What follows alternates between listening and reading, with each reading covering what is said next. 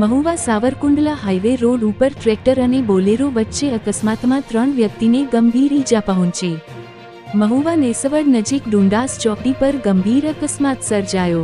ખેડૂત પોતાની જણસી મહુવા માર્કેટિંગ યાર્ડમાં મગફળી ખાલી કરીને ટ્રેક્ટર મોટા આસરાણા તરફ જઈ રહ્યા હતા ત્યારે ડુંડાસ ચોકડી નજીક બોલેરોએ ટ્રેક્ટર સાથે અકસ્માતમાં બોલેરાનું ખચરદાણ નીકળી જવા પામ્યો।